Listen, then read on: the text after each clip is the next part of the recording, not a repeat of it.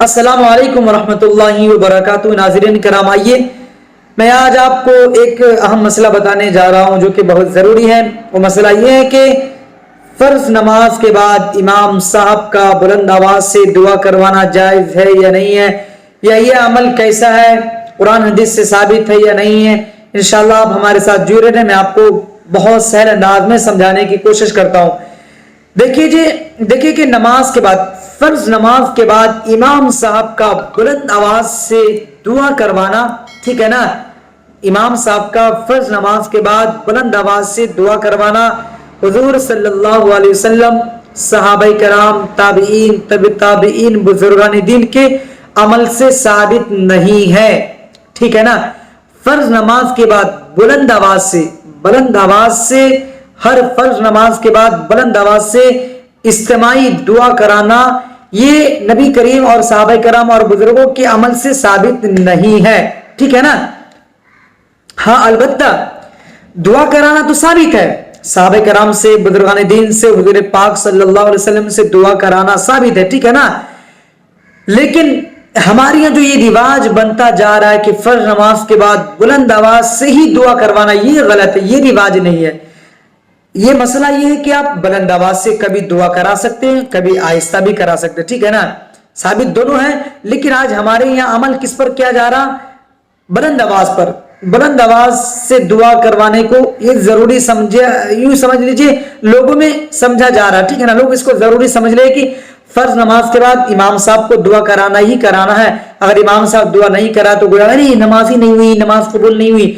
تو یہ رواج کو ختم کرنے کی کوشش کرنا ہے، کیونکہ جو ایک عمل مستحب ہو، جائز سنن ہے، اس کو اسی درجے میں رکھا جائے، نہ کہ اس کو واجب یا فرض کے درجہ دے دیا جائے، ٹھیک ہے نا۔ تو فرض اور واجب کا درجہ نہ دیا جائے، بلکہ جس قدر جیسا ثابت ہے اس عمل کو اسی درجے میں رکھا جائے۔ تو دعا کرانا بہرحال ثابت ہے، دعا کرا، فرض نماز کے بعد دعا کرنی چاہیے، نماز کے بعد دعا قبول ہوتی ہے۔ لیکن یہ رواج نہیں بنانا چاہیے کہ فرض نماز کے بعد دعا کا کرنا ضروری ہے، یا اسی طریقے سے بلند آواز سے دعا کرنے کا جو رواج ہے اس کو بھی ختم کرنا چاہیے، بلکہ کبھی کبھی بلند آواز سے دعا کرا دیے اور کبھی کبھی آہستہ آواز سے بھی دعا کرا دی، ٹھیک ہے نا۔ لیکن زیادہ آہستہ آواز سے دعا ہمیں کرانی ہے، اجتماعی دعا نہیں کرانی ہے۔ اجتماعی دعا میں دیکھیے مسبوق جس کی 2 رکعت یا 3 رکعت یا 1 رکعت چھوٹ گئی ہو، اس کو پھر نماز پڑھنے میں خلل واقع ہوں گے۔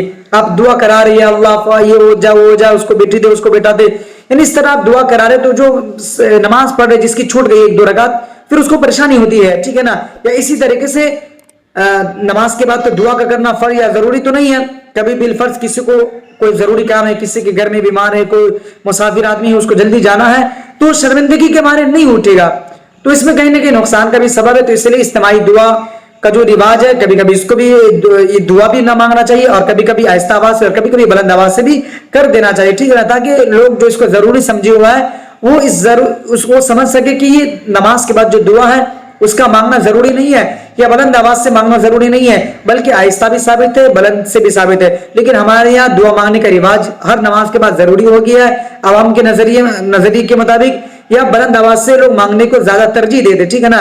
تو کبھی بلند آواز سے مانگ لیے اور کبھی آہستہ آواز سے مانگ لیے، اور کبھی ہم دعا نہ بھی مانگے، فرض پڑھ کر کے ڈائریکٹلی ہم باہر فرار ہو جائے، تاکہ لوگ سمجھ جائے کہ بھائی یہ ضروری عمل نہیں ہے، جو عمل جس قدر ثابت ہے اس کو ہمیں اسی درجے میں رکھنا چاہیے، ٹھیک ہے۔